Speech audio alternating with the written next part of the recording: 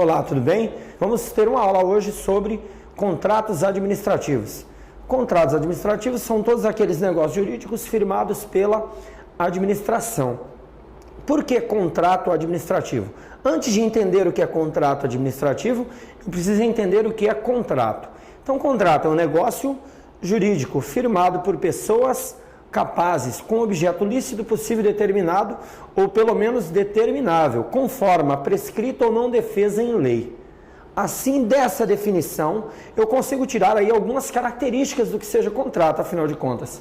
Contrato de uma forma geral, de uma forma ampla, tanto para o direito público quanto para o direito privado. Primeiramente, é um negócio jurídico. Depois, que versa sobre autonomia de vontades.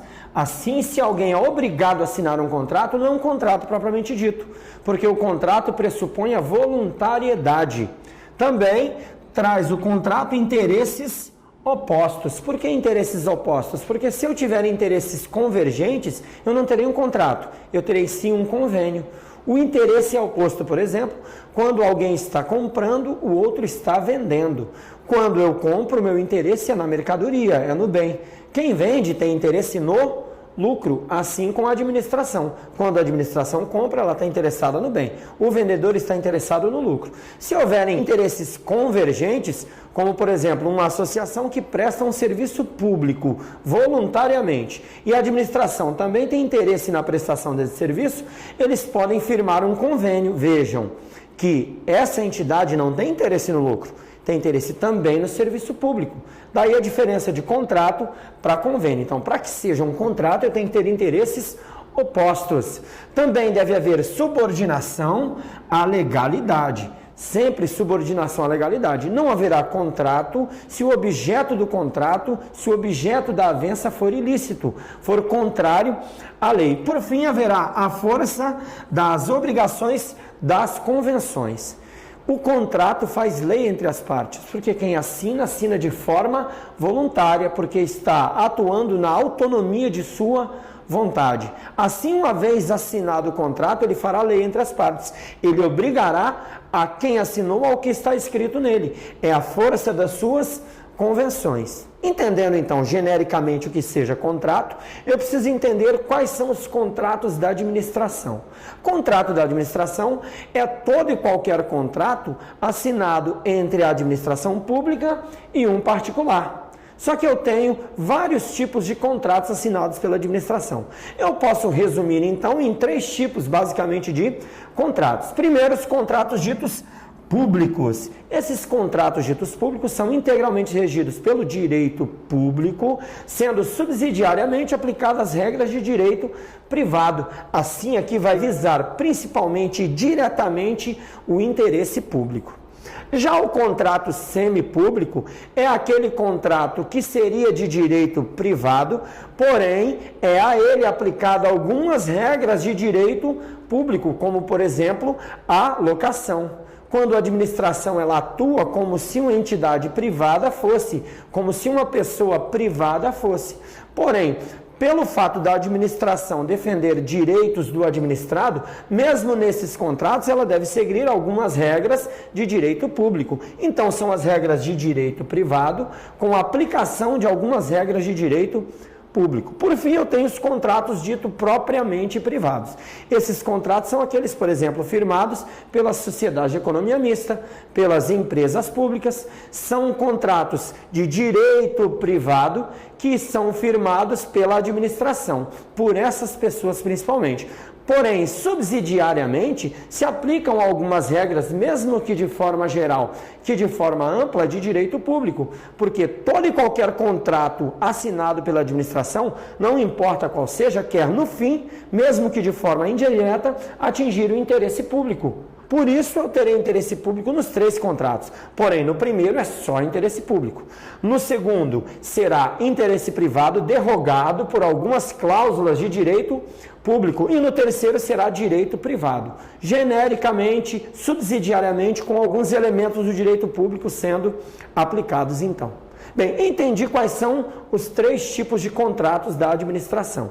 Agora eu vou basicamente começar a entender um tipo de contrato especificamente, o dito contrato administrativo, o contrato público propriamente dito. E eu tenho que entender primeiramente o seu conceito. O que vem a ser um contrato administrativo? Primeiramente, é um contrato. É aquela definição que nós vimos há pouco. Um acordo de vontade firmado entre pessoas capazes, com objeto lícito, possível, determinado ou pelo menos determinável, com forma prescrita ou não defesa em lei. Ponto.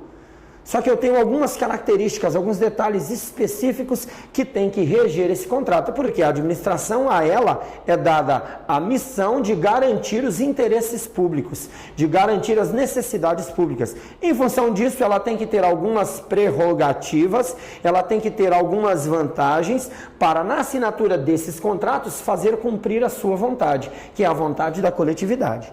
Assim, é um contrato como qualquer outro? É um contrato quase como qualquer outro. Porém, o seu regime jurídico é de direito público. E por que é de direito público? Porque é um contrato na qual uma das pessoas é a própria administração. E detalhe, não é só a administração, é a administração enquanto pessoa jurídica de direito público. Porque eu poderia ter aqui a administração indireta na pessoa de uma sociedade de economia mista, e não é esse o caso. Aqui é a administração enquanto pessoa jurídica de direito público.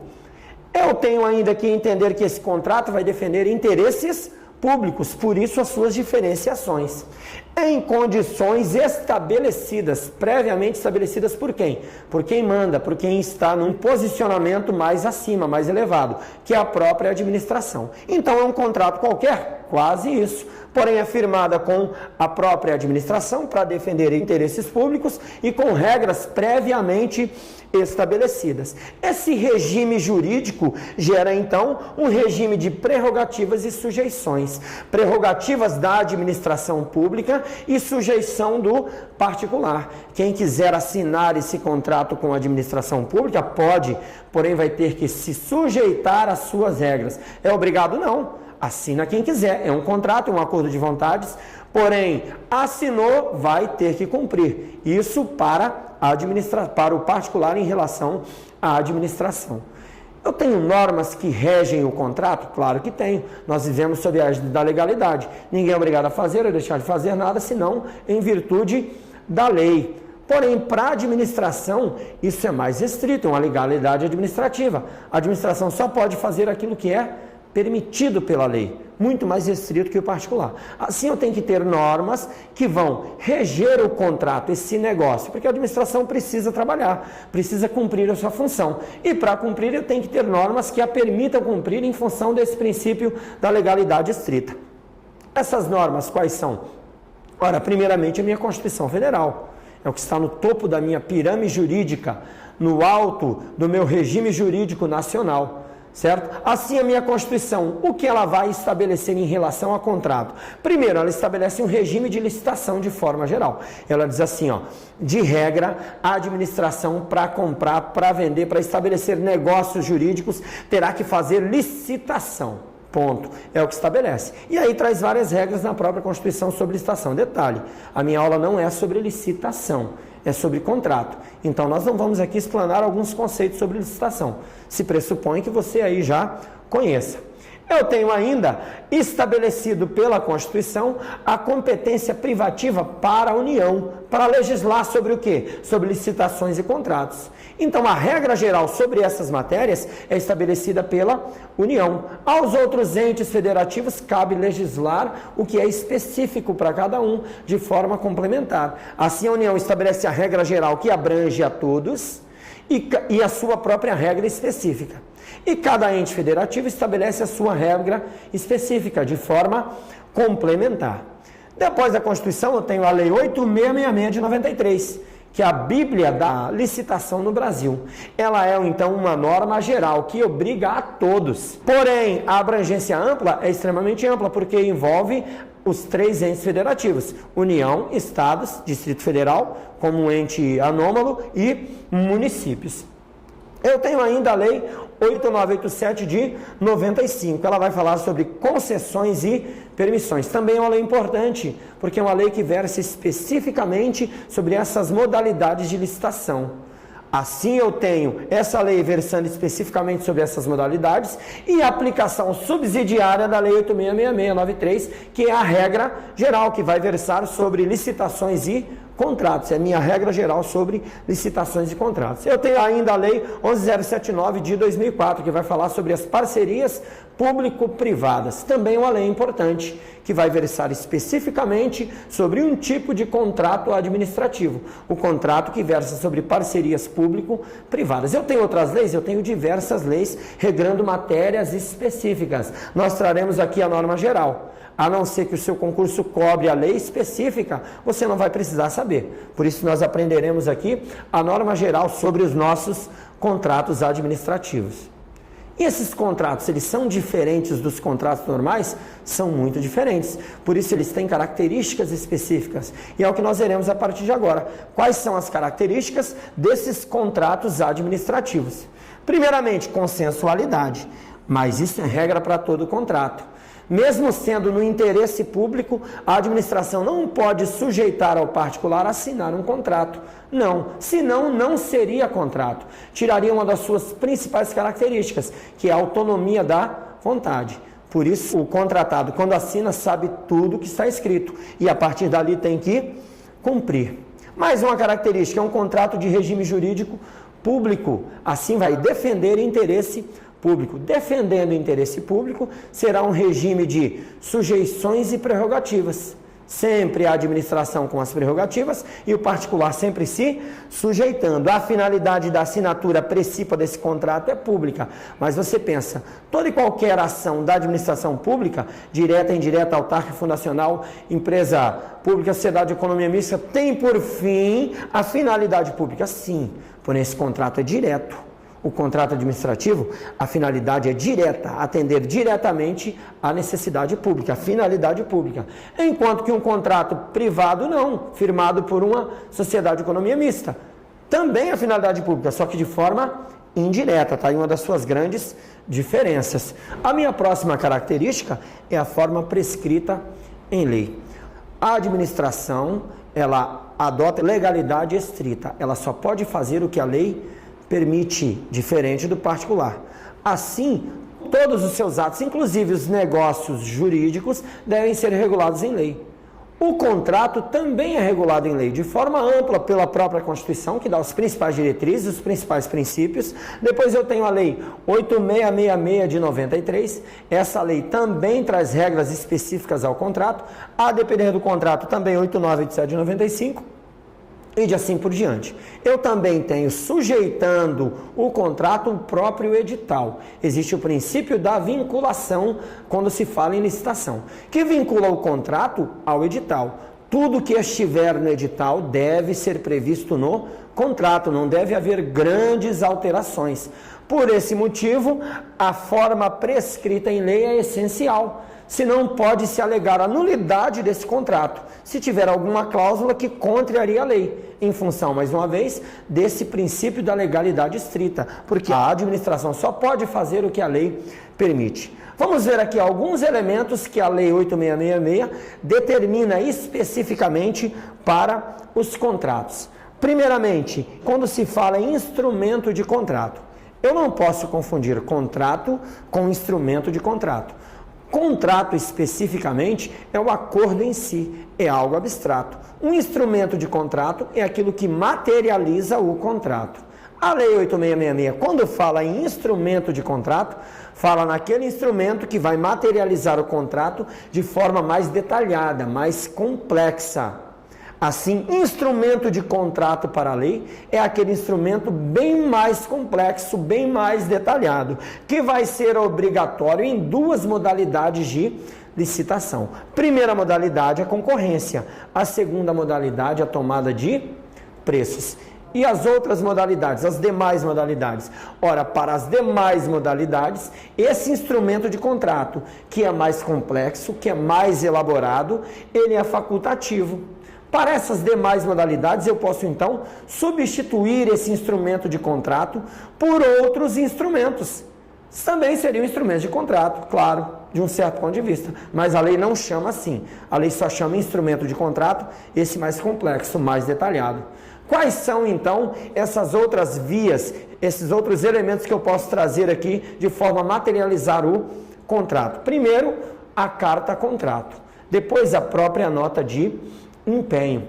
Uma autorização de compras ou então uma ordem de execução de serviços. Nas demais modalidades, então, eu posso utilizar qualquer um desses elementos para viabilizar, então, o contrato. E as regras que nós veremos, afinal de contas, com relação ao contrato, se aplica a esses outros elementos? Sim, só que subsidiariamente naquilo que for possível. Naquilo que não for possível, não se aplica.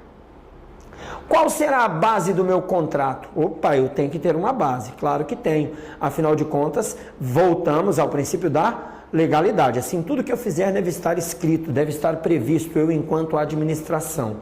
A minha base do meu contrato, primeiramente, é a lei. Todas as leis citadas, se for um contrato específico, a lei específica que reger aquele tipo de contrato especificamente. No geral, a Lei 8666 de 93. Um outro elemento importante que serve de base é o instrumento convocatório. O instrumento convocatório, o edital, no caso da licitação, deve trazer todas as regras que estarão no contrato. Tanto que no próprio edital deve estar em anexo a minuta desse futuro contrato. Para quem desejar licitar com a administração no futuro, participar do certame licitatório, já tem então previamente esse contrato para poder estudar, para poder entender, para poder saber como funcionará esse contrato. Assim, eu terei então a própria lei e um instrumento convocatório. Todas as regras que estiverem no instrumento convocatório deverão constar também do contrato. É o princípio da vinculação ao instrumento convocatório, ao edital. Conteúdo obrigatório. Eu tenho um conteúdo que é específico e obrigatório para os contratos administrativos. Quem traz esse conteúdo? As leis. Nós veremos aqui os principais.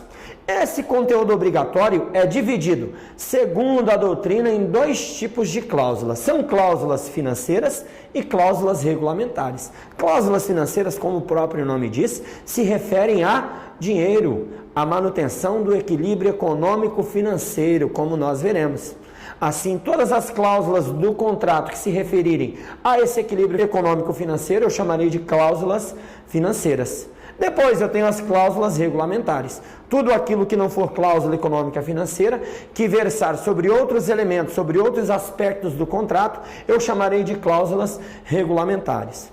Veja aí na sua tela as cláusulas regulamentares estabelecidas pela Lei 8666 de 93. É o objeto e seus elementos característicos. Depois, o regime de execução ou a forma de fornecimento, o preço e as condições de pagamento, os critérios, database e periodicidade do reajustamento de preços, os critérios de atualização monetária entre a data e o adimplemento das obrigações e do efetivo pagamento, os prazos de início e etapas de execução, de conclusão, de entrega, de observação e de recebimento definitivo conforme o caso, o crédito pelo qual ocorrerá a despesa com a indicação da classificação funcional programática da categoria econômica, as garantias oferecidas para assegurar sua plena execução quando exigidas, o direito e as responsabilidades das partes, as penalidades cabíveis e os valores das multas, os casos de rescisão, o reconhecimento dos direitos da administração em caso de rescisão administrativa previsto no artigo 77 desta lei, as condições de importação, a data e a taxa de câmbio para conversão, quando for o caso, a vinculação ao edital de licitação ou ao termo que a dispensou ou a inexigiu ao convite e à proposta do licitante vencedor, a legislação aplicável à execução do contrato, especialmente aos casos omissos, a obrigação do contratado de manter durante toda a execução do contrato, em compatibilidade com as obrigações por ele assumidas, todas as condições de habilitação e qualificação exigidas na licitação. O artigo 23 da Lei 8987 de 95, que versa sobre os contratos de concessão, também traz algumas regras específicas para esse tipo de contrato.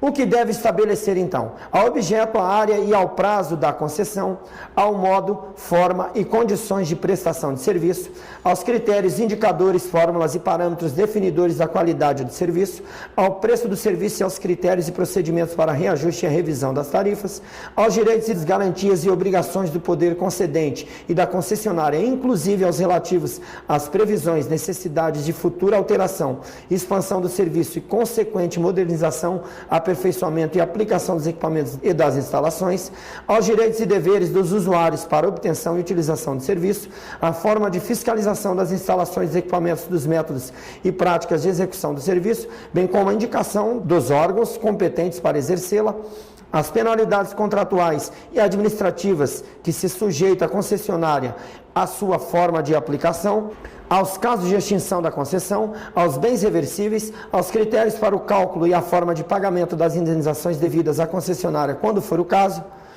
as condições de prorrogação do contrato, a obrigatoriedade, forma e periodicidade das prestações de contas da concessionária ao poder concedente, a exigência da publicação de demonstrações financeiras periódicas da concessionária e ao foro e ao modo amigável de solução das divergências contratuais. Mas os contratos relativos à concessão de serviços públicos precedido de execução de obra pública ainda deve conter adicionalmente: estipular os cronogramas físico-financeiros de execução de obras vinculadas à concessão e exigir garantia do fiel cumprimento pela concessionária das obrigações relativas às obras vinculadas à concessão. São muitas cláusulas previstas nas leis. Eu tenho que decorar? Depende da aprofundada do concurso e da banca. Tem banca que vai lá, copia e cola, coloca, que você vai ter que adivinhar. Muda uma questão, um elemento ou outro da cláusula obrigatória. Assim vai depender do seu concurso. Além dessas cláusulas obrigatórias, que são muitas, a lei ainda fala sobre o foro. Foro para quê? Para dirimir qualquer problema judicial relativo ao contrato administrativo. Diz que, de regra, o foro eleito para a resolução desses problemas será a sede da administração. Mas eu tenho exceções? Tenho exceções. Quando eu tiver uma licitação internacional. Em toda licitação internacional? Não. Em algumas licitações internacionais. Aquelas licitações que tiverem financiamento, nem todo tipo de financiamento. Os financiamentos feitos por organismos financeiros internacionais, da qual o Brasil faça parte, ou então uma agência estrangeira de cooperação, da qual o Brasil também faça parte. Então eu não terei esse foro eleito. Se for ainda relacionado a equipamento de fabricação e entrega toda no exterior, eu também não terei esse foro eleito. Ou então as unidades administrativas que compram e contratam serviços no exterior, elas já estão no exterior, então lá não há essa possibilidade. Existe ainda prevista na lei um caso de dispensa do termo de contrato, do instrumento de contrato. E que caso é esse? Quando houver entrega imediata e integral, sem obrigações futuras, inclusive sem garantia.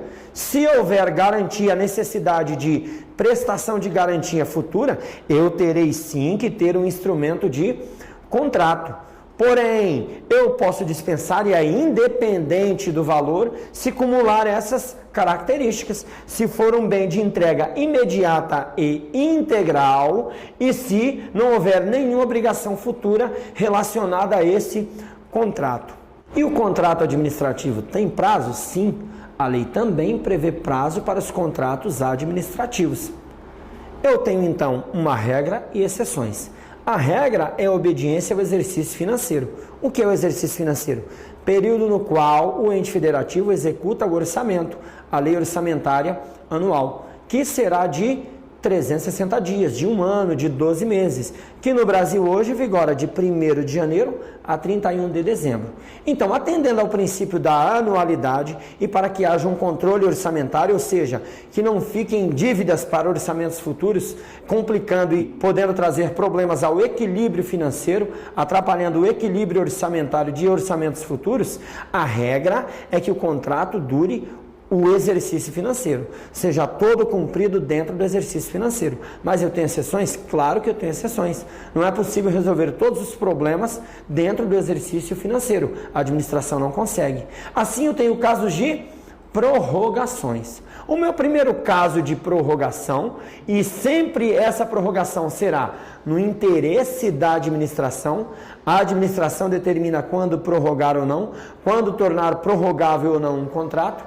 Essa prorrogação, primeiramente, dependerá de previsão no PPA. Então, se eu tenho um determinado contrato e o objeto desse contrato está dentre os objetivos e metas estabelecidos no plano plurianual, que é aquele planejamento de alto nível, o planejamento estratégico com duração de 4 anos, que compõe então o sistema de planejamento e orçamento dos entes federativos no Brasil. É uma lei ordinária. Essa lei ordinária, então, ela especificamente vai estabelecer objetivos, diretrizes e metas. Se o objeto desse contrato estiver dentre esses objetivos e metas, eu então poderei ter um contrato com duração maior, prorrogado, com duração maior que o exercício financeiro. Eu tenho ainda a situação de serviços contínuos, serviços prestados continuamente.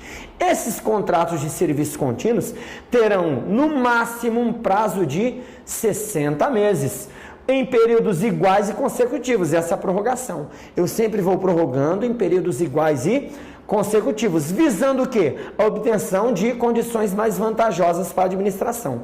Então, se eu vou fazer uma contratação de serviço e me traz vantagem contratar por um período maior, ótimo, então eu vou poder prorrogar, desde que seja por períodos sucessivos e iguais, até 60 meses. A lei ainda fala de uma possibilidade excepcional de uma prorrogação ainda desse período por mais 12 meses, desde que devidamente autorizado pela autoridade competente. Bem, já sei qual é o prazo para serviços contínuos. Eu tenho mais algum prazo onde pode haver prorrogação do contrato? Tenho sim.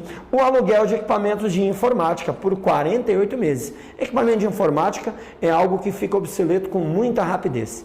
Assim, se for mais vantajoso para a administração. Simplesmente alugar, melhor, ótimo. Mas um aluguel durante o exercício financeiro talvez seja pouco. Assim, o que eu posso fazer? Alugar até por 48 meses. E aí eu terei um período maior de utilização.